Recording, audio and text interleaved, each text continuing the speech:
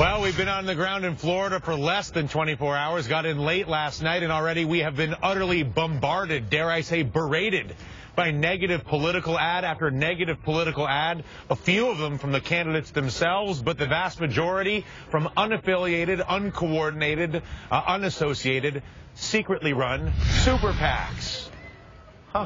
In fact, as of today, over $18 million has been spent on the ground here in advance of next Tuesday's Republican Florida primary. $11.5 million of that from the top SuperPACs supporting Mitt Romney and Newt Gingrich. And our next guest has been tracking the astronomical spending and is calling for action. With us now is Sunlight Foundation's Policy Director, John Wonderlich. What action are you calling for? So we're calling for legislative reform to get disclosure for all the new money that's being spent in our politics. The Disclose Act was introduced and failed. We've written a new bill called the SuperPAC Act to require disclosure for all this dark money that's flowing into our elections. And specifically, how would this be different? It would be different because we would know who's giving money to all these groups that are now paying for ads outside the campaigns. Because as it stands, we really have no idea where the money's coming from. And you mentioned the Disclose Act failed. What is the explanation as to why this wasn't done already? If everybody's so worked up about Citizens United in the first place, why wasn't this just a quick piece of legislation, obviously fix the problem, move on with our lives? Well, Republicans for years had said they were supportive of disclosure and transparency for money in politics, but Republicans in the Senate narrowly blocked the Disclose Act at the end of 2010, and it failed by basically one vote.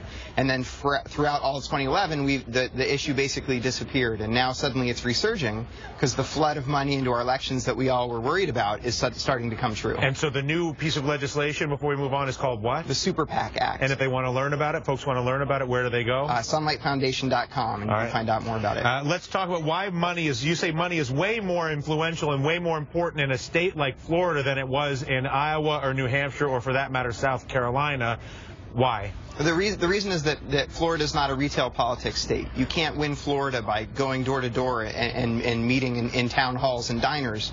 The media and the ability to buy ads is much more important at this point in the race. And so that's why we're starting to see the spending ramp up in earnest. And that's why we're seeing kingmakers from outside the campaigns come in with their seven-figure checks and start to dictate who's going to win the race. And another variable is there's an open voting, early voting in Florida, which means people can go today and cast their primary ballot as opposed to waiting until Tuesday. How has the combination of unrestricted secret money in American elections married to the need to go to the media to communicate in a mega state like Florida, married to early voting affecting all of this dynamic? It sounds like a pretty nasty stew. Absolutely. We're seeing an enormous increase in the amount of outside spending going into the election. So between Romney's and Gingrich's outside groups, and then we're seeing unions get involved now as well, and Ron Paul, each of these groups is ramping up their ad buys, and they're far more negative than they were earlier in the cycle. Well, because when there are only a few leaders, if you can make your opponent's negatives go up, you're going to be the one to benefit. So it's going to be much more negative, and we're just seeing the beginning of that. It's just sort of the same thing that the president benefits from, which is whether you like this president or not, or whether you think the poverty numbers, or the unemployment numbers, or the housing numbers are dissatisfactory. He simply has to be better than his opponent. He doesn't actually have to fix the problem, and inside the primary they have the same advantage, and it's all of our disadvantage in the process. Correct? Absolutely. For now, Obama, I think, is content to sit back and watch the Republican candidates tear each other apart. But he's also got his own issue because he spent all of 2010 being opposed to outside money, and since then the issue has disappeared from the president's radar, probably because it's awkward for him since he's now also the beneficiary of some of this outside spending. Let us go right to that. The president addressed money in politics last night. We hear other politicians talk about it. We just had Ted Deutsch here. He actually has an amendment proposed in the Congress to eliminate or to overturn Citizens United.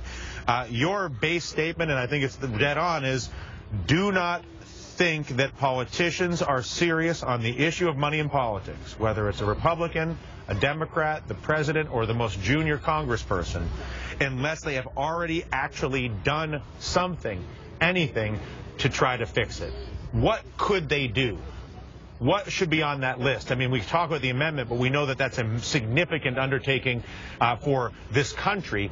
What could any politician, the president or anybody else, do right now to win your confidence that they're serious by doing something to fix it? Well, one thing they could do is release their bundlers like Obama had. That's an easy initial step to say, here are the people that are bundling together checks and giving to our campaigns. But on top of that, I think all the candidates should be immediately committing to support legislation to require immediate disclosure of all the contributions and all the expenditures going into these outside groups. That's something that we don't have to worry about. The Supreme Court endorsed that approach to money in politics in the Citizens United decision, with the idea that we would have some sort of law or regulation to require information shared with the public about who's giving to these third-party groups. We don't have it. Right now in Florida, people are going to be voting without knowing who's funding all these outside groups. We have to wait till the end of the month to find out where all this money paying for these ads in Florida is coming from. So all the candidates should be supporting new laws so that we have the information we need to enforce our election laws and to understand who's funding all the ad buys. For those who have the transparency fantasy, sort of the completion of it would seem to be a NASCAR-style identity, where if I'm a politician, I've got my, my NRA badge, and I've got my Sierra Club badge, and I've got my oil company badge, and I've got my healthcare badge. Is that a realistic thing? Could we actually identify in a way that's easily absorbed by the American electorate the identity of the funders of every politician in this country so that people like me and the media could talk about it and use it? Well, the idea of a NASCAR jacket or uniform is a powerful metaphor. The way that we see that disclosure work now is on the internet. What we're looking for is real-time online disclosure of where all the money's coming from so that we can follow it. And the reason that we need that information to be completely associated with the politicians is we need to ask ourselves what all this money's buying. It's not just buying ad time in media markets in Florida. These candidates and the president are all approaching very wealthy people and spending their time courting them, and that's going to change the way they approach public policy and the way they make decisions. Yeah, what it reminds me of that quote the other day from Chris Dodd, who's at the MPAA, saying, if we give you money, we expect you to do something for it, going back to the SOPA debate. That was remarkably tone deaf on his part and insightful for the rest of us. It's an incredible sense of entitlement for Chris Dodd to leave a Democratic Senate seat in a high-ranking position and act as though he can dictate public policy because he's got based on money. Cash. It's unbelievable. and see what's wrong with it. Yeah. Anyway, it's a pleasure, John. Thank you so much for all of your efforts. And it's sunlightfoundation.org if you want to learn more. Sunlightfoundation.com. .com, excuse me.